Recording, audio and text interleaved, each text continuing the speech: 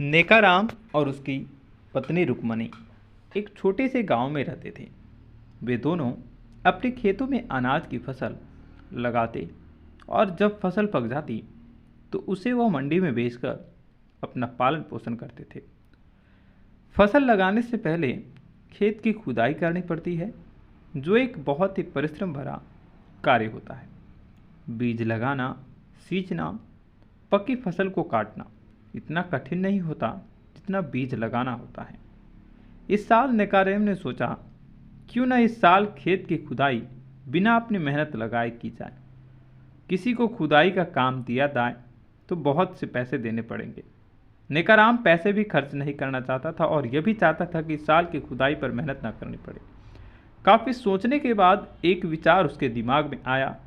अपनी योजना के अनुसार उसने रुक्मणी को कहा, मोहल्ले भर में यह खबर फैला दो कि नेकाराम के खेत में खूब सा धन गड़ा हुआ है। रुक्मणी ने अपनी सहेलियों और गांवों की औरतों में यह बात फैला दी और यही बात औरतों द्वारा पल भर में पुरुषों के कान में पड़ गई।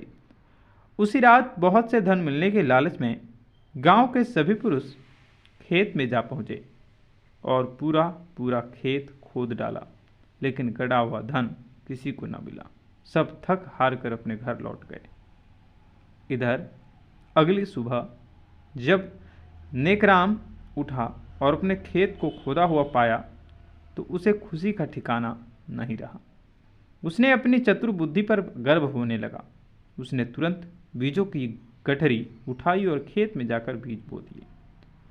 उसे बीज बोता देखकर गांव वाले अपने आप को ठगा सा महसूस समझने लगे।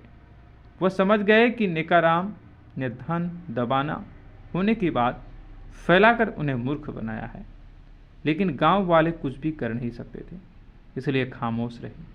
कुछ महीनों के बाद नेकाराम की खेत पकी हुई फसल से लहरा रही थी, बस उसे काट कर मंडी में बेचना बाकी था। नेकाराम ने सोचा, कल से कटाई शुरू करूंगा। यह सोच वह खाना खाकर सो गया।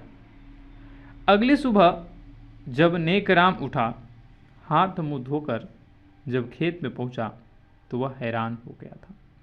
उसने देखा सारी फसल कटी पड़ी थी और इतनी पूरी तरह से कटी गई थी कि कोई भी उस अनाज को नहीं खरीदता। उसकी महीनों की मेहनत पर एक ही रात में किसी ने पानी फेर दिया था। उसे कुछ भी समझ में नहीं आ रहा था कि किस दुश्मन ने ऐसा किया है। उसने फिर अपनी पत्नी रुक्मणी से पता लगाने को कहा।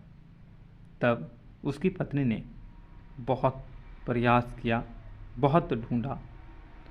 रुक्मणी जब अपनी सहेलियों से मिलती है और बातें करती है, तब उसे पता चलता है कि कल रात किसी ने गांव में एक और खबर फैला दी है।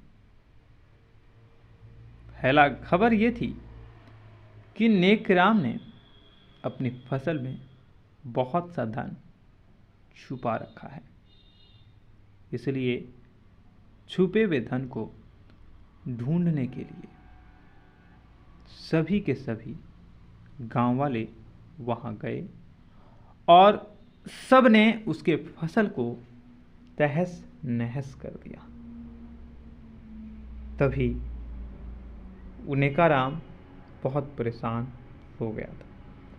इस कहानी से हमें यह सीख मिलती है कि जीवन में आप गलत करोगे तो आपको कहीं ना कहीं गलती का भुगतान भी करना पड़ता है। आपसे मिलते हैं हम दूसरी वीडियो में। जय हिंद, जय भारत, जय श्री कृष्ण।